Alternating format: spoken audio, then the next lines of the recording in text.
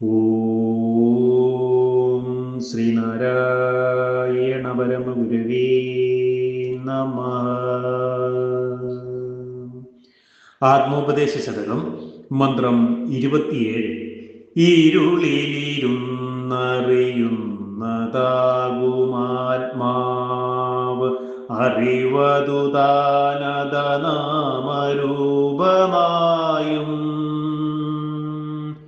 കരണമൊടിന്ദ്രിയ കർത്തൃകർമ്മമായും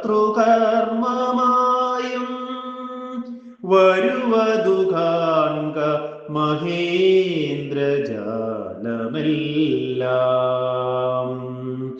ഓം ശ്രീനാരായണ പരമഗുരവേ നമഃ.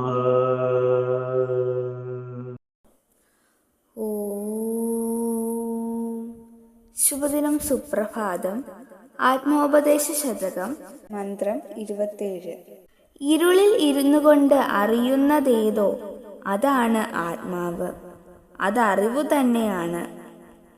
ആ അറിവു തന്നെയാണ് നാമമായും രൂപമായും അന്ധകരണം, ഇന്ദ്രിയങ്ങൾ, കർത്താവ്, കർമ്മം എന്നിവയായും വിരിഞ്ഞു വരുന്നത്.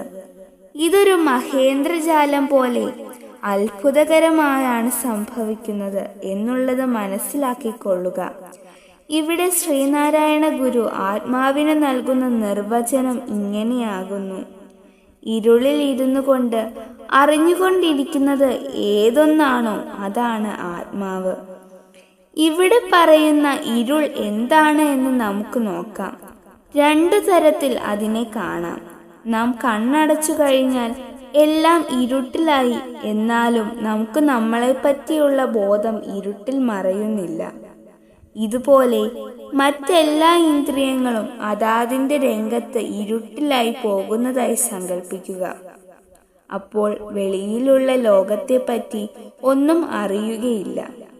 എങ്കിലും ഞാൻ എന്ന ബോധം തെളിഞ്ഞു പ്രകാശിച്ചുകൊണ്ട് തന്നെ ഇരിക്കും. ഇങ്ങനെ മറ്റുള്ളവയെ അറിയുന്നതിന് സഹായിക്കുന്ന എല്ലാ ഇന്ദ്രിയങ്ങളും കാരണങ്ങളും ഇരുട്ടിലായാലും ആ ഇരുട്ടിലിരുന്നു കൊണ്ട് സ്വയം അറിയുന്ന പ്രകാശമാണ് ആത്മാവ്. ഓം ശ്രീനാരായണ പരമഗുരവേ നമഃ.